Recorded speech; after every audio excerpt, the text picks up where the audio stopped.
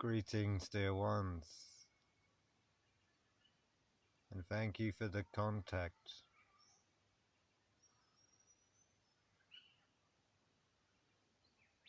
We always encourage those who listen to be discerning,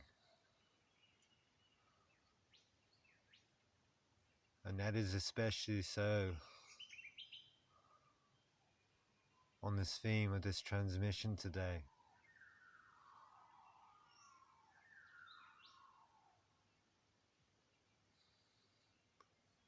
Because as one engages with this world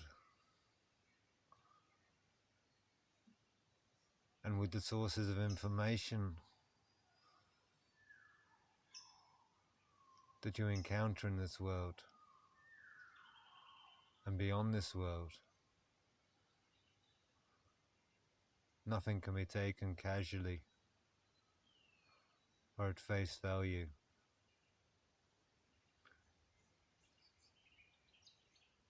You are a sovereign being, governed by a divinity as a child of God. Acknowledge the power and the light in that statement.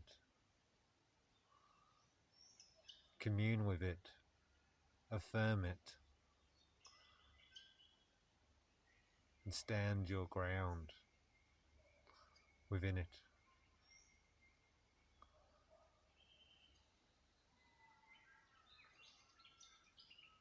Today we are going to turn to the third pillar within this acronym of Lemuria. Having talked of love and empathy, we are going to now move on to the theme of motivation.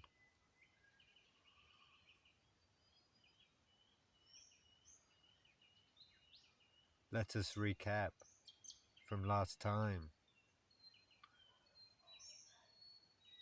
where we talked of what empathy is and what it is not. Empathy is the willingness to stand in someone else's shoes.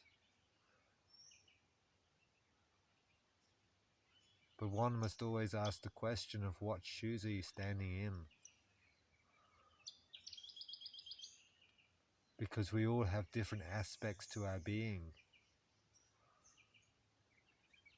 There is the aspect that has forgotten its connection to home and is suffering.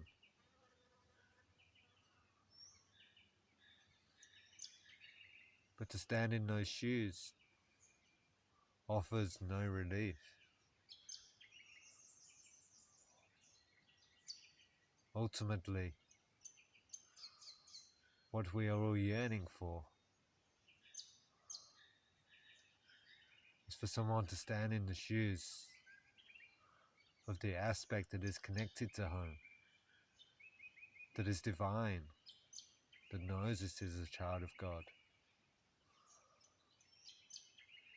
And we all want to receive that reflection and reminder.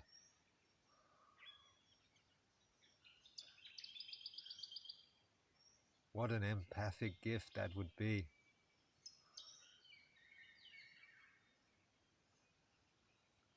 To shine that light in the darkest corners, rather than merely affirming the darkness that is being experienced.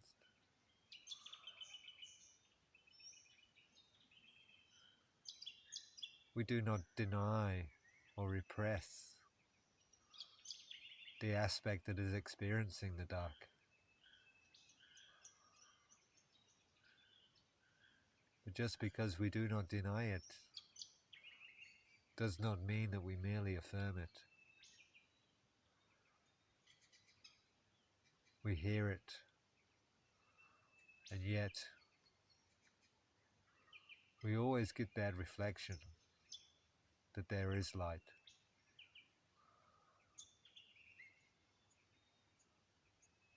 And that is what it means to be a part of the Counsel of Light.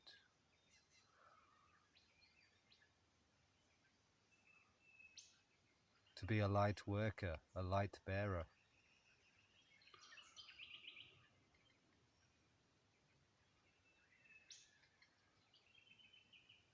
And there is light in all of us, and in all aspects of creation.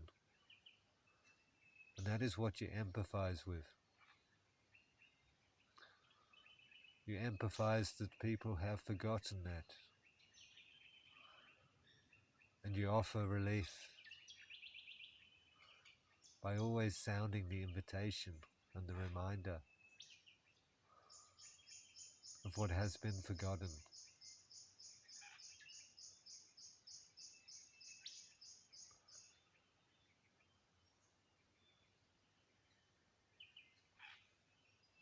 But as you try and practice that in engaging with this world, it cannot be done unless it is first directed towards the self.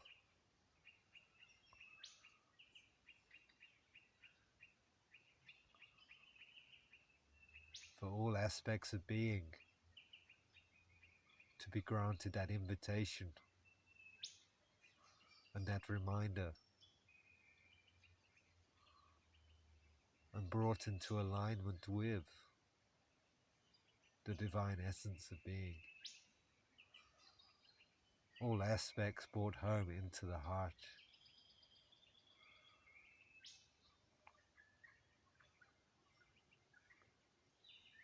And we say that that is not going to happen by chance, but on your part must require great discipline, motivation and effort.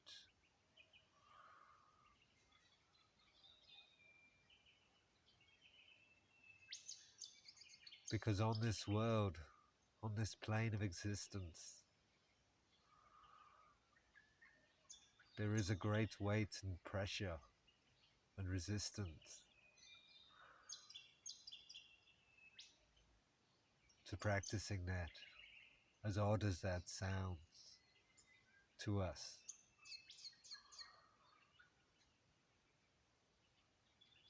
A real force of discouragement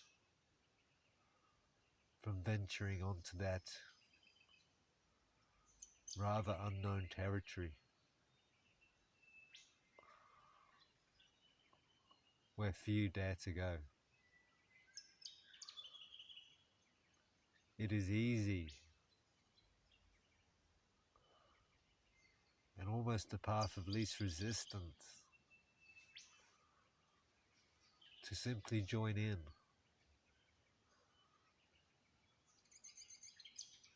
with the realm of judgment and separation,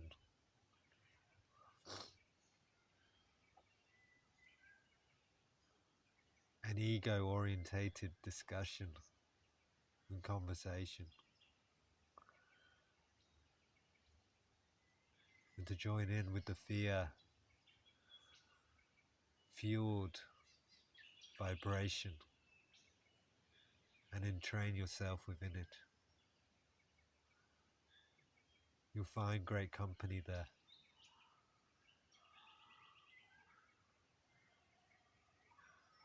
And in this third pillar of motivation, we must discover the loneliness of leadership. That one must stand apart from the masses and the collective consciousness. And it requires a real strength and power to be that kind of leader who is willing to confront the burden of leadership and the loneliness of leadership.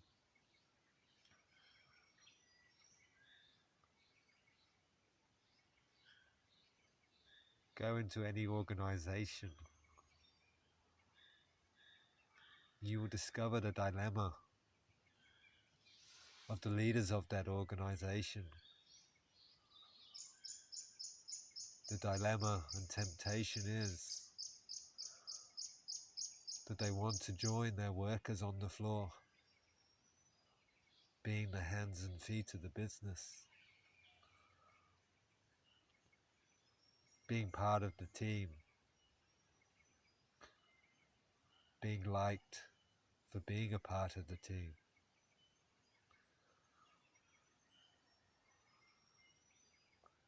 And one must resist that temptation as a leader in that business and be willing to stand alone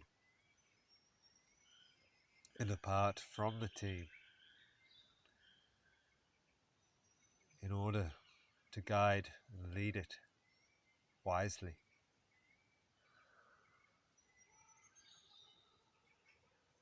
Again, one cannot affirm and agree and go along with that train.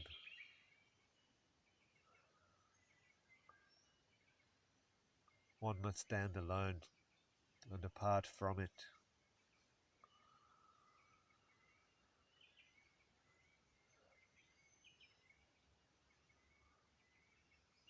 This is a real test of initiation, for on this earth plane, we know it does not easily give birth to this leadership.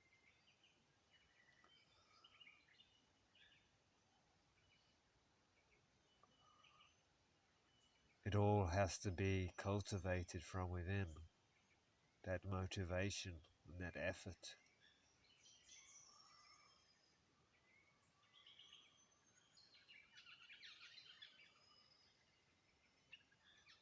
To be willing to be judged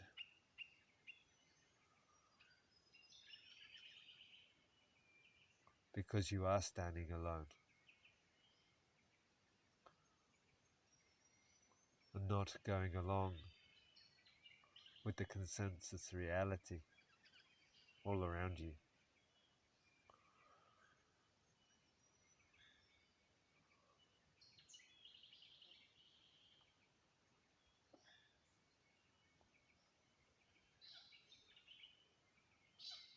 Just allow the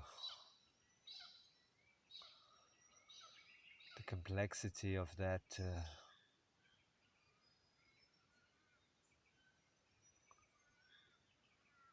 open your horizons.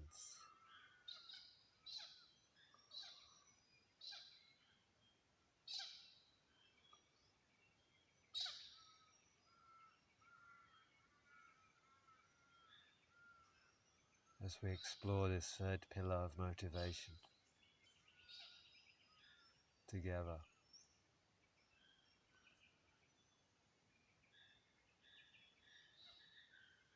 And we also want to speak to the theme of forgiveness, which is so core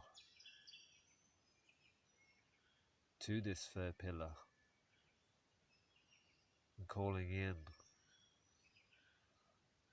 the consciousness of the Christ, who is the way shower of what this third pillar is all about.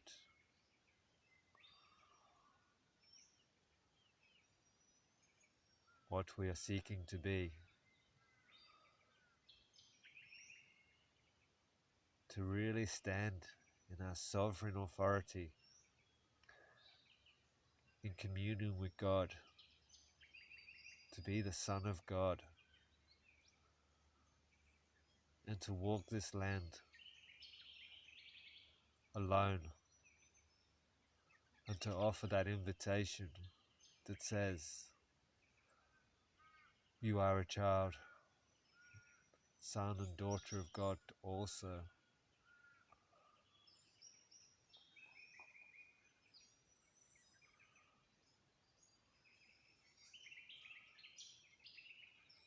Even though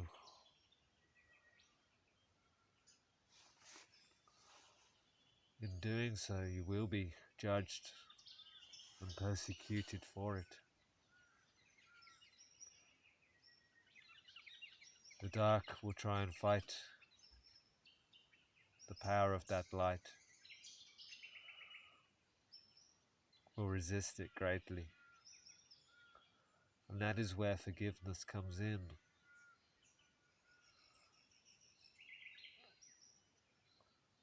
Because darkness has nowhere to run and hide, has no point of grip, of struggle in the presence of forgiveness.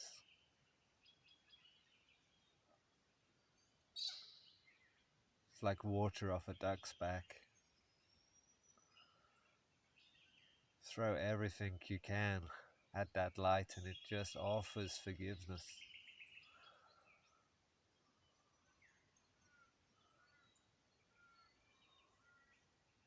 And that is how you build that motivation. Because it can be quite confusing at first. When one moves onto this pathway of spiritual ascension, into the heart, to be more loving and empathic, longing to bring out the best in people, longing to move beyond the realm of judgment and separation, and yet to encounter this resistance for doing so, and the loneliness of it.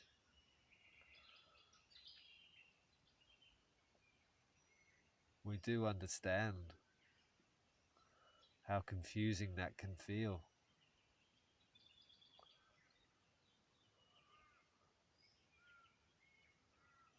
How disorientating.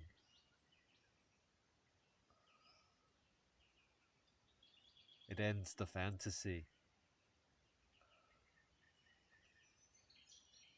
the romantic tale of Jesus coming to earth as a light worker, serving the greater good.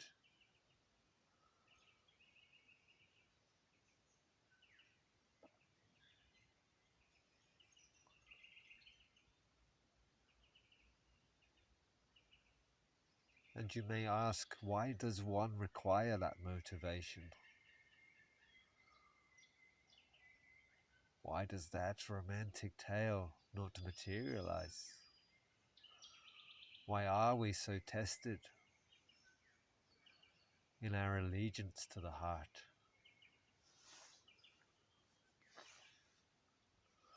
Why do we have to learn to give our hearts to this world, and for that to not be reciprocated or even received with great ease?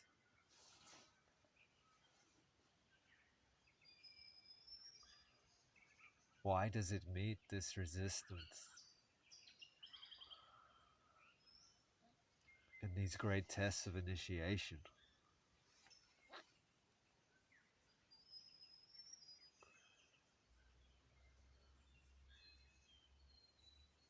We feel that those who incarnate on this earth and step into that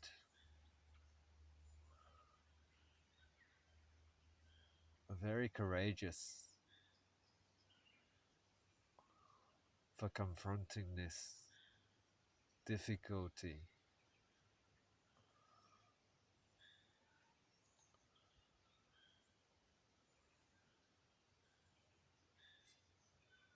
And for undertaking this workout and to build those muscles of strength.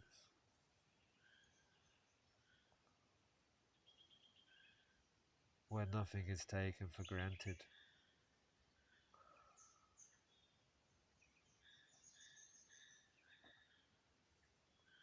The sense of accomplishment and achievement within the individuated soul who has the audacity to be a leader, to confront the loneliness, to confront all the criticism that is met for doing that.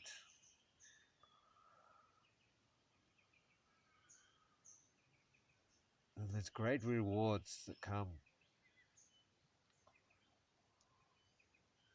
The whole benefits when the individuated soul takes that on.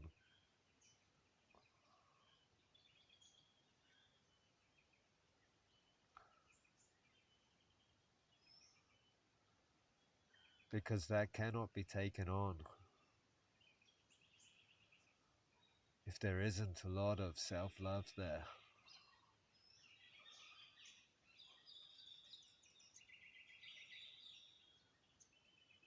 Because if it was easy, if the romantic fairy tale did materialize,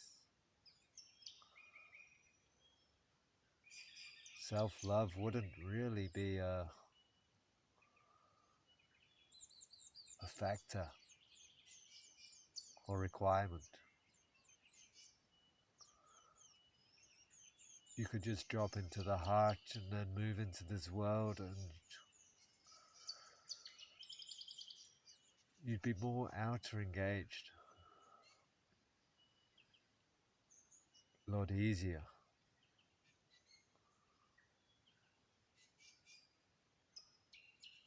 But the lack of response in the outer world to your heart-centered commitment, the lack of positive response anyway, forces one inside oneself, and to love oneself more fiercely.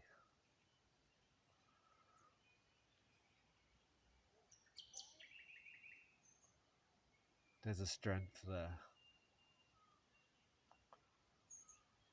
that would not otherwise be. The strength of Christ to stand on the cross and to say, "Forgive them, for they know not what they do."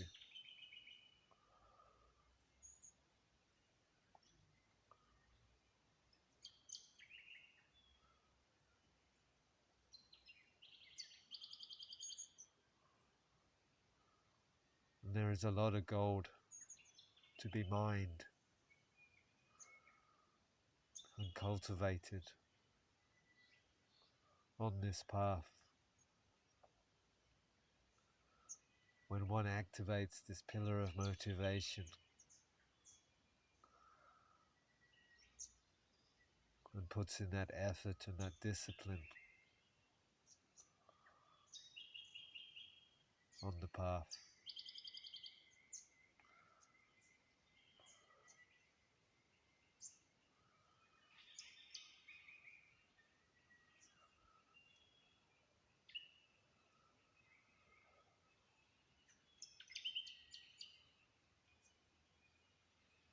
Thank you for the contact today.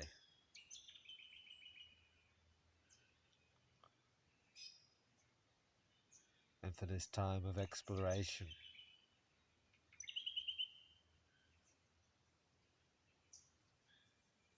Until next time, dear one, blessed be.